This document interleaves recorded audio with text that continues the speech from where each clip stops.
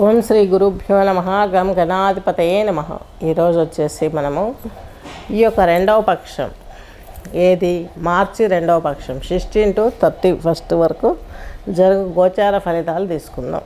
ఈరోజు తీసుకున్నట్లయితే మనకు గోచారం తీసుకున్నట్లయితే శుక్రుడు వచ్చేసి మేషరాశిలో ఉన్నాడు. శని భగవంతుడు రవి వచ్చేసి మీనరాశిలో ఉన్నారు. రాహువు కుజుడు బుధుడు వచ్చేసి కుంభరాశిలో సంచరిస్తున్నారు.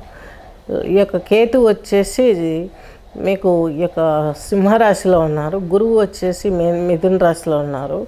అలాగే ఈరోజు విశేషించి మనము ఒక్కొక్క రాశికి చెప్పుకునే ముందు కొన్ని విషయాలు చెప్పడం జరుగుతుంది.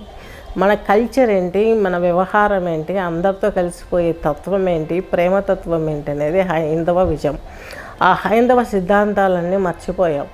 పిల్లలకి మన పురాణాలు తెలియట్లేదు. పురాణాలు అంటే ఇవన్నీ జరిగాయా అని ఒక సంఘర్షణ, మానసిక సంఘర్షణ ఇవన్నీ వస్తున్నాయి. సెస్ అందరికీ వస్తాయి, నాకు కూడా వచ్చాయి.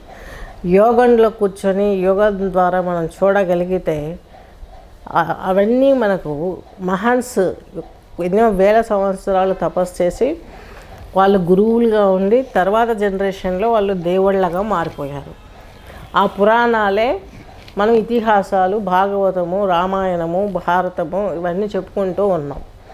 ఈ చెప్పుకునే విధానానికి తెలుగు రాని వాళ్లకు తెలుగు నేర్పించి ఈ యొక్క కథలను కూడాను మన చరిత్రను కూడాను అన్నింటినీ మీకు నేను చెప్పడానికి, క్లాస్ తీసుకోవడానికి ప్లాన్ చేసుకున్నాను. ఇంట్రెస్ట్ ఉన్న వాళ్ళు, ఈ నాలెడ్జ్ని గెయిన్ చేసుకునే అన్న వాళ్ళెవరు నాకు నెంబర్ని కాంటాక్ట్ చేయగలరు. ఓం శ్రీ గురుభ్యో నమ. గం గణాధిపతయే నమ.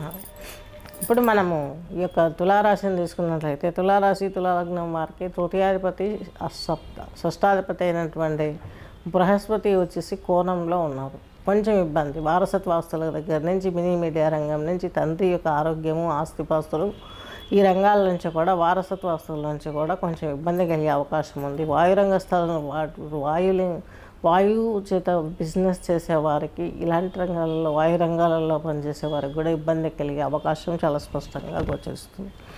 నెక్స్ట్ వచ్చేసి ఈ యొక్క తులారాశి తులాలగ్నం వారికి మీకు ఇక్కడ ప్రతిదీ ఆలోచించి డిసిషన్ తీసుకుంటారు.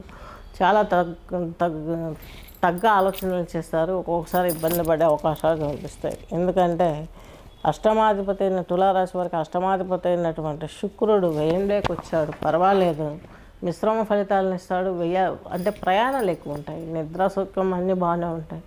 కొంచెం రాజసమైనటువంటి లైఫ్ని ఎంజాయ్ చేయడానికి ఆపర్చునిటీస్ ఇస్తూ ఉంటాడు.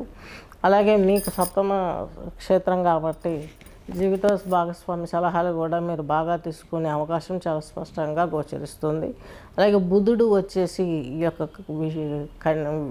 మేషరాశి వారికి మీకు తృతీయాధిపతి, అలాగే షష్టాధిపతి. ఈయన మీకు ఎక్కడున్నాడు?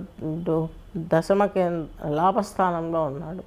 రాహు లాభంలో ఉన్నాడు, కుజుడు లాభంలో ఉన్నారు.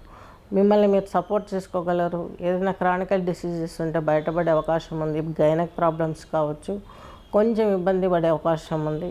ఇవన్నీ కూడా చూసుకోవాలి. నెక్స్ట్ మీకు ఈ యొక్క మేషరాశి వాళ్ళకి 6వ ఇంటధిపతి కూడా కాబట్టి శత్రు రుణ రోగ వ్యవస్థ నుండి కూడా బయటపడే అవకాశం చాలా స్పష్టంగా గోచరిస్తుంది. ఏది ఏమైనా ఈ యొక్క ఎలక్ట్రానిక్స్ కమ్యూనికేషన్ రంగాలలో పనిచేసే వారికి, అందులో ప్రమోషన్స్ కోసం ట్రయల్స్ చేసే వారికి కూడా మంచి జీవితం అనుభవించడానికి పునాదులు వేసుకోవాలని ప్రయత్నించే వారికి కూడా మంచి జరిగే అవకాశం చాలా స్పష్టంగా గోచరిస్తుంది. స్వస్తి.